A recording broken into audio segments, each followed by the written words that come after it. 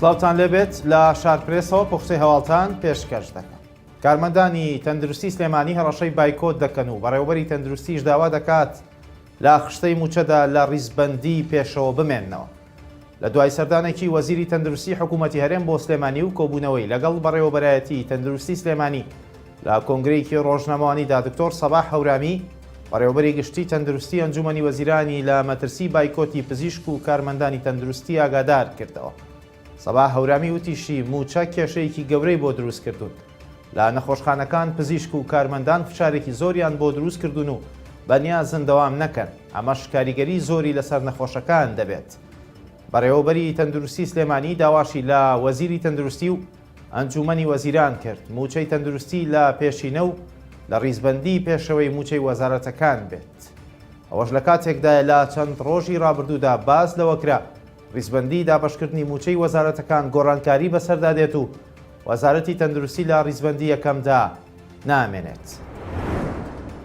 کۆمپانیای جێبەجێکاری پرۆژەی کامێرای خاڵ بۆ خاڵ ڕایگەیان دەنگۆی وەستانی کامێراکانیان ڕاست نییە و با شۆفێران سەرپێچی ئەنجام نەدەن. دوای بڵاوبوونەوەی دەنگۆی لە کارکەوتنی سەرجەم کامێراکانی خاڵ بۆ خاڵ لا سنووری سلێمانی کۆمپانیای جێبەجێکاری پرۆژەکە ڕوونکردنەوە دەدات و بەڕێوەبەراتی هاتوچۆی پارێزگای سلێمانیش ئامادە نییە هیچ شتێکی لەبارەوە بڵێت. بەیانی ئەمڕۆ دەنگۆی وەستانی کامێرەکانی خاڵ بۆ خاڵ لا سنووری سلێمانی بڵاو بووە. سەرچاوەیەک لە کۆمپانیای فیوچەر بۆ شارپرێس جەختی لە ناڕاستی دەنگۆکە کردەوە و وتی کامێرەکان هیچ گرفتێکیان نییە و وەکو پێشوکار دەکەن. سەرچاوەکە داواشی لە شۆفێران کرد هیچ سەرپێچیەک نەکەن چونکە ئەو دەنگۆیە ناڕاستە و کامێرەکانیش لە کارکردن نەوەستاون و هیچ گرفتێکی تەکنیکی یاخود ئیداری بوونی نییە لە پرۆژەکەدا. لەلایەکی ترەوە ڕایت بەهمەن عەبدوڵڵا وتەبێژی بەڕێوەبەراتی هاتوچۆی پارێزگای سلێمانی بە شارپرێسی وت ئەوان وەک هاتوچۆ نایانەوێت هیچ شتێک لەسەر کامێراکان بڵێن. ئەوەش لە کاتێکدایە ئەمڕۆ دەنگۆی ڕاوەستانی کامێراکانی تیژەوی بەهۆی بوونی کێشە لە نێوان کۆمپانیای جێبەجەکاری سیستەمەکە و هاتوچۆی سلێمانیدا بڵاو بووە.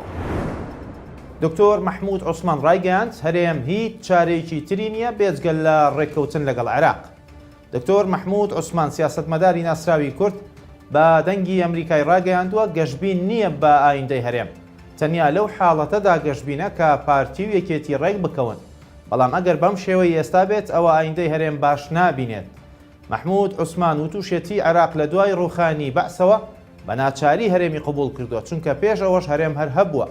باسی لەوەش کردووە بۆ ئێستاش دەبێت کورد لەگەڵ عێراق ڕێک بکەوێت ڕێگەی تری نییە چونکە هەرێم بەشێکە لە عێراق کۆمەلگای نێودەوڵەتیش هەمیشە جەخت لەوە دەکەنەوە کە هەرێم و عێراق ڕێک بکەون.